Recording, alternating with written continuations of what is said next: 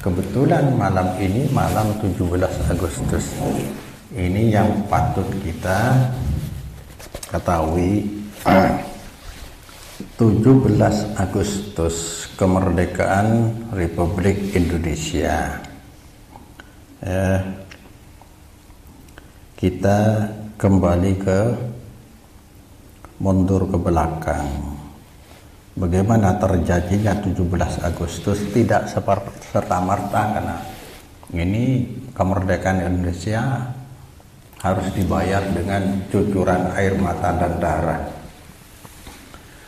Banyak anak-anak yang kehilangan orang tua, menjadi yatim piatu.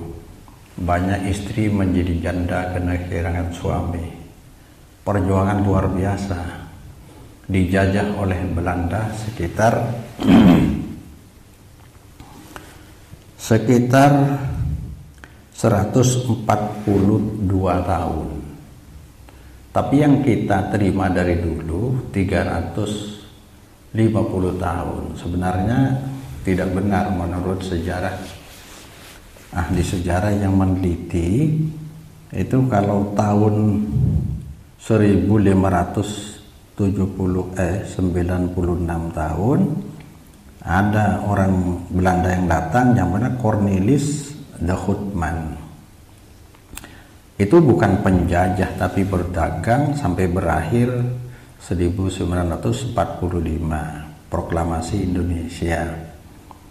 Jadi yang benar adalah Belanda menjajah Indonesia selama 142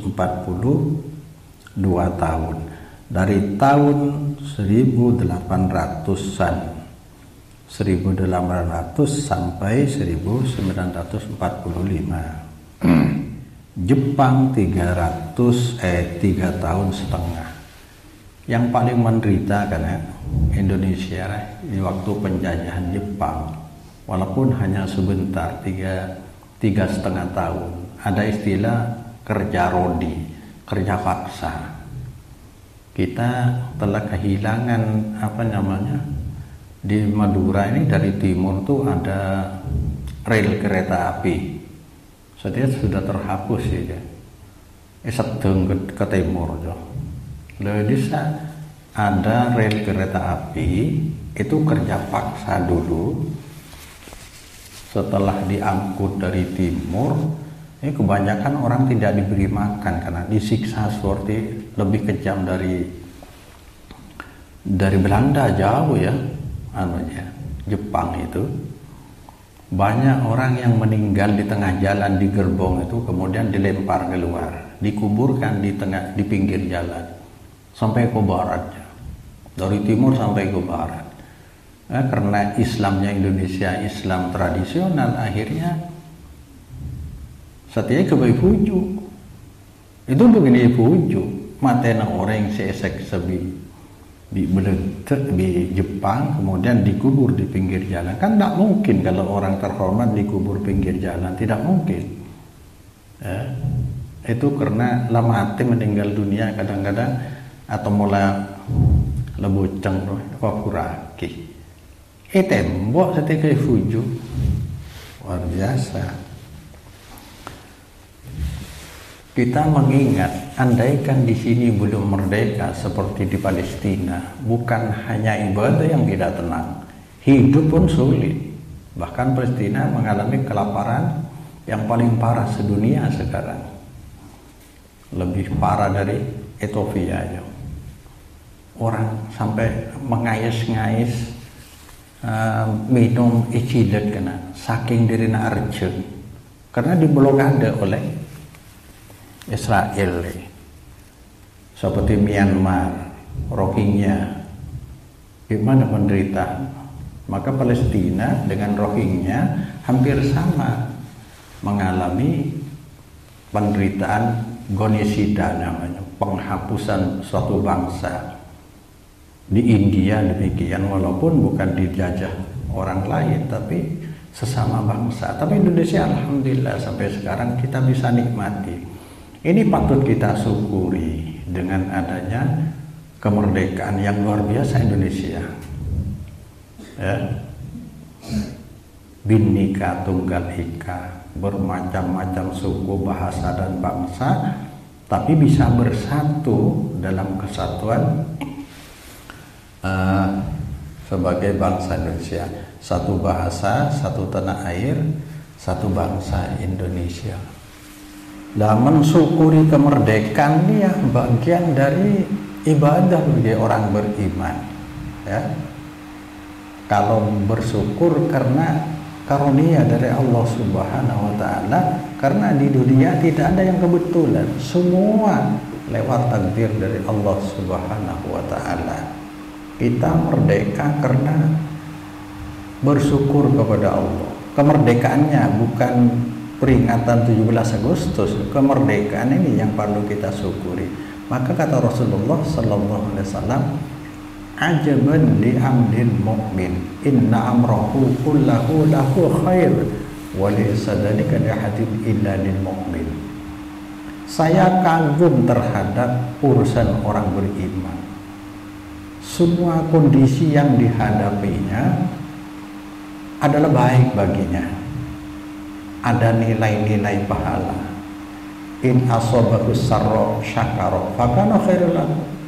Ketika dia mendapatkan kebahagiaan seperti kemerdekaan dia, mereka bersyukur, orang itu bersyukur, maka dia punya nilai pahala dengan syukurnya itu kepada Allah.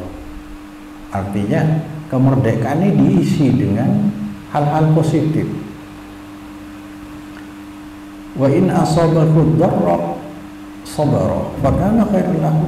Demikian juga sebaliknya, kalau ditimpa oleh penderitaan, dia sabar. Sabar itu maksudnya dalam penderitaan tidak sampai membuat dia tidak taat, keluar dari ketaatan, keluar dari istiqomah ibadah kepada Allah Subhanahu wa taala.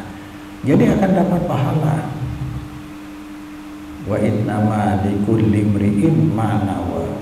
Maka besok ini 17 Agustus kita mengadakan upacara kemerdekaan dengan cara berbaris. Ini juga bisa diambil pelajaran.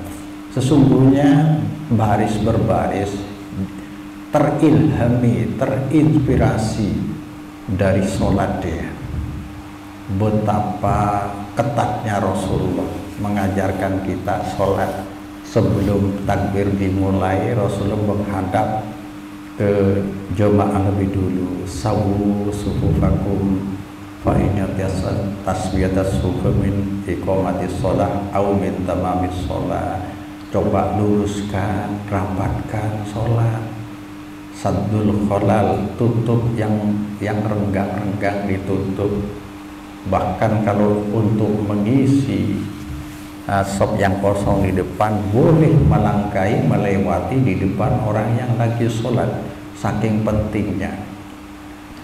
Coba besok 17 Agustus berbaris begitu rapi, orang memperhatikan. Ini hanya berbaris. Kalau sholat menghadap Allah, kalau kerapian sholat saja begitu diperhatikan oleh Rasulullah, apatah lagi sholatnya kita menghadap Allah. Maka jaga disiplin sholat itu, ya. Gerakan sholat, bacaan sholat, ya. Waktunya harus tepat, caranya harus cocok, jumlahnya harus lengkap. Jadi komando dari imam dalam sholat bagaikan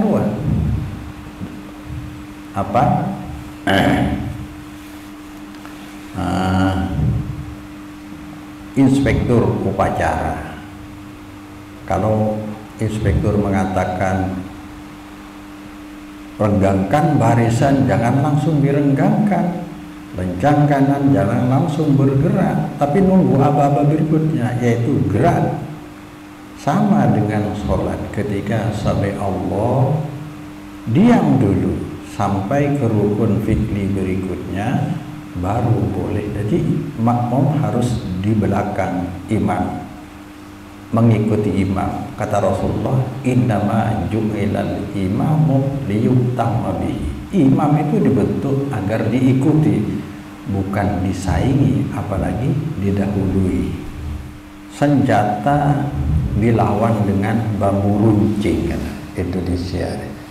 Betapa banyak korban, ribuan ya, ribuan.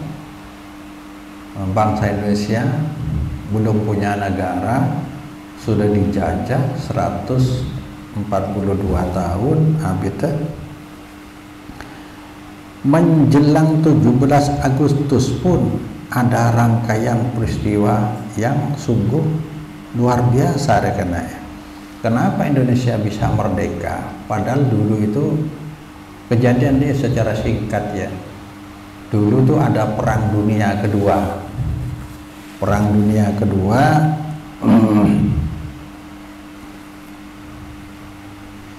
yang terjadi sejak tahun 1939 sampai 45 ya.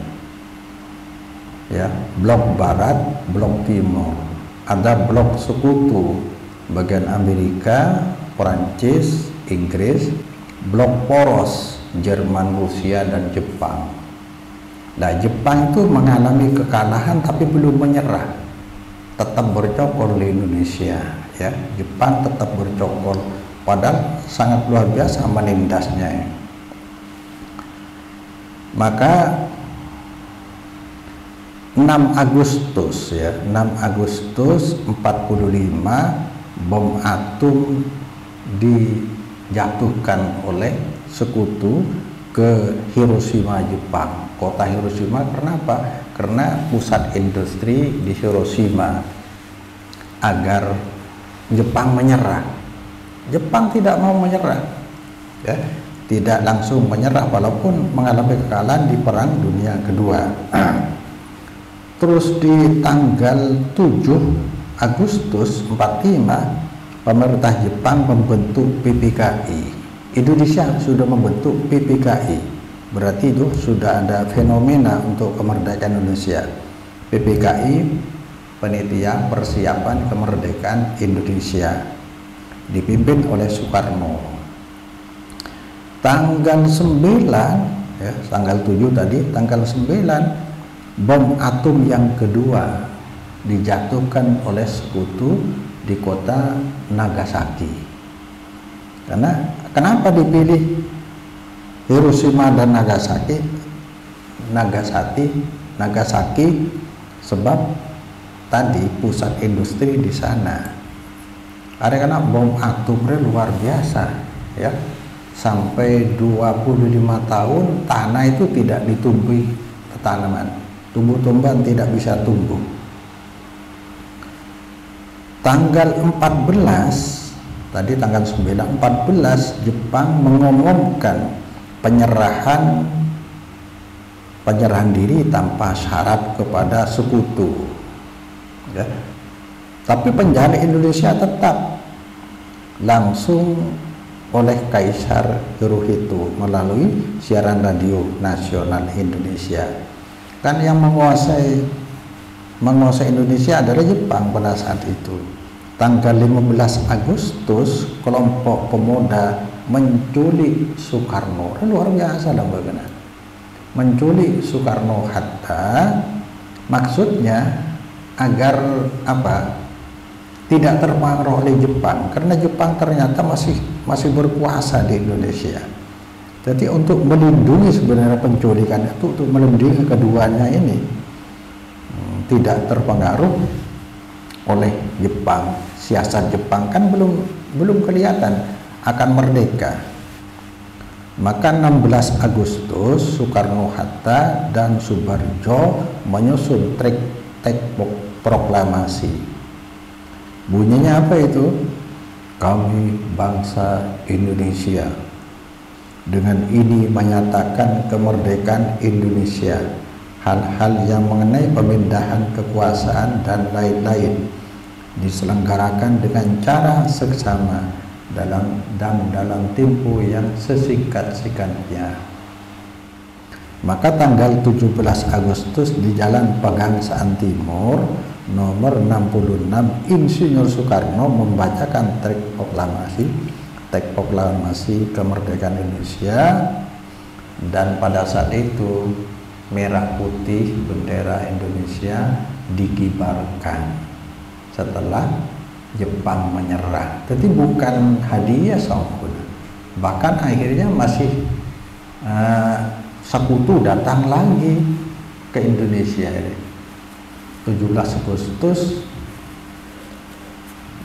tahun berapa roh saya 10 November saya masuk oleh Lebet Sorboja ada perang poler ya, maka sampai diperingati sebagai hari pahlawan 10 November ya. Jadi artinya di Indonesia ada 3 jenis amalan di masyarakat ya. Ada amalan syar'i murni, ini dibuat ibadah kepada Allah langsung, amalan syariat dari Allah Subhanahu wa taala. Ketika Rasulullah hijrah ke Madinah, Rasulullah menemukan di Madinah ada hari raya dalam 1 tahun 2 kali. Begitu mendapat wahyu dari Allah, Rasulullah bersabda, "Qad abdalakumullah bihima khairan minhuma." Allah sekarang telah mengganti 2 hari raya yang kalian rayakan dengan yang lebih baik, Idul Fitri wa Idul Adha, yaitu Lebaran Fitrah dan Lebaran hari raya Kurban. Jadi Islam cuma itu ditambah dengan hari Jumat. Itu bisa diniati sebagai amalan syariat, ibadah kepada Allah, langsung ditaati amalannya karena itu ada perintah dari Allah, Nabi mempraktekkan. Yang kedua, amalan tradisi murni, ya ini termasuk hari kemerdekaan 17 Agustus Republik Indonesia. Nah ini kalau amalannya 17 Agustus tidak boleh diniati sebagai ibadah kepada Allah, melainkan hanya tadi. Jadi dalam agama walaupun sifatnya duniawi, kalau sebagai sarana bersyukur kepada Allah diekspresikan lewat syukur tadi, asalkan bukan dengan amalan-amal maksiat, termasuk campur perempuan laki-laki, buka aurat, itu tetap tidak boleh ya.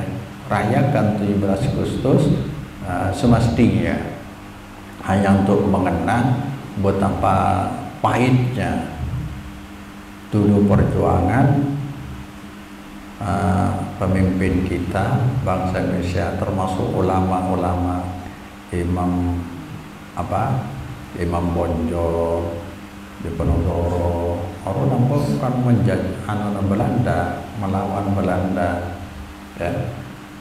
Kita bersyukur kepada Allah bisa ibadah dengan tenang. Ayo isi kemerdekaan dengan kita menjadi manusia yang merdeka lahir batin, isi dengan bersekolah ilmu pengetahuan, menambahkan hari Kartini 21 April justru karena dikekang oleh penjajah ya, perempuan tidak boleh bersekolah, tugas perempuan di dapur. Akhirnya Kartini selalu memberikan surat di masa penjajah ya, surat ke teman-temannya ya, kenapa kalau perempuan kok hanya dikurung begini, dipingit saja.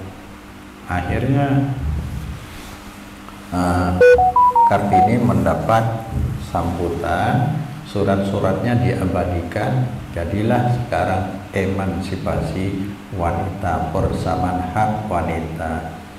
Hari Kartini, hari Sumpah Pemuda, hari pahlawan 10 November, hari Sumpah Pemuda 20 Oktober, 28 Oktober, dan hari kemerdekaan 17 Agustus, semua itu adalah amalan tradisi murni. Tidak boleh amalan seperti itu diniatkan beribadah dapat pahala kepada Allah, kecuali hanya sebagai sarana. Yang ketiga Ini yang sering kita katakan sebagai amalan bid'ah, yaitu amalan ibadah yang dibuat dari budaya. Maka yang ketiga ini disebut dengan amalan kombinasi, luarnya budaya, di dalamnya agama. Luarnya acap, yang populer adalah amalan tradisi, di dalamnya amalan syar'i. Ini yang banyak dibela oleh orang-orang yang belajarnya terbalik, metode belajarnya terbalik, dari ujung, dari hilir ke hulu, dari bawah ke atas. Padahal Islam ini turun dari Allah, belajarnya harus dari atas. Maka di zaman Nabi, tauhid iman lebih dulu, kemudian baru ilmu yang berasal dari Allah, dari atas, baru kemudian ilmu yang datang dari ulama. Di masa Nabi kan cuma dua, Quran dan hadis, yang telah mengantarkan mereka banyak masuk surga, langsung diabadikan oleh Rasulullah atas dasar wahyu dari Allah. Bahwa 10 orang, An-Nabiyyu fil jannah, wa Abu Bakr fil jannah, wa Umar fil jannah, wa Ali fil jannah, wa Talha bin Ubaidillah fil jannah, Zubair Talha bin Zubair, Zubair bin Awwam fil jannah, Abdurrahman bin Auf fil jannah, wa Sa'ad bin Abi Waqqas fil jannah, Zaid bin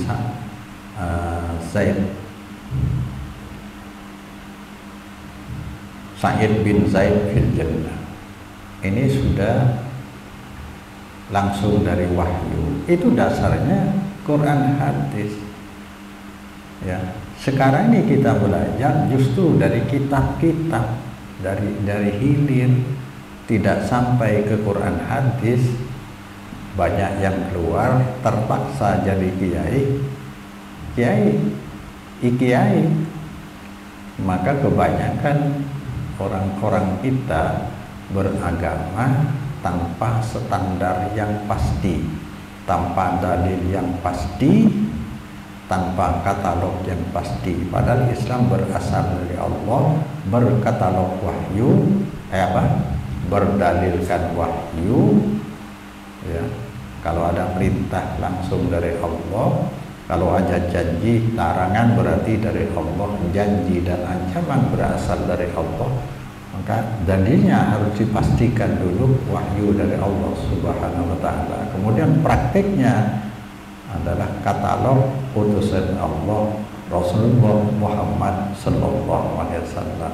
Yang ketiga ini, kalau yang diniati wadahnya, yakni budayanya, seperti nama, molot, haul, ini jelas bid'ah dhalalah.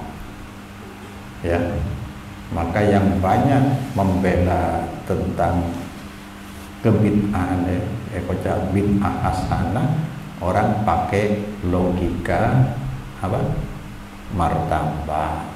Karena katanya di dalam itu ada selawat, ada silaturahim, ada sedekah, ada bacaan-bacaan karena cinta ke Nabi. Kenapa kalau bernama maulid kok bid'ah dhalalah?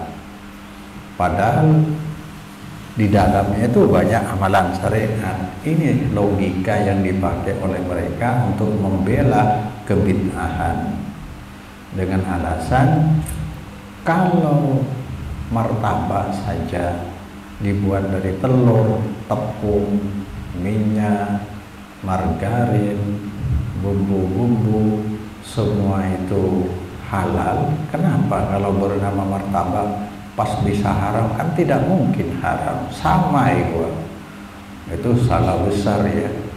Karena yang diniati nama yang di luar, maulid, haul, Pak Polowari, 100 hari itu nama yang diniati nama.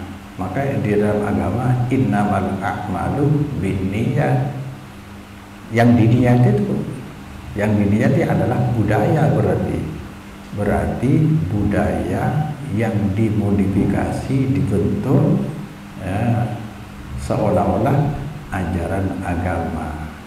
Oleh karena itu masyarakat memperlakukan budaya tadi, maulid, haul, sebagai ibadah muqayyadah, layaknya seperti sholat. Ada namanya, ada waktunya, ada caranya, ada batasannya.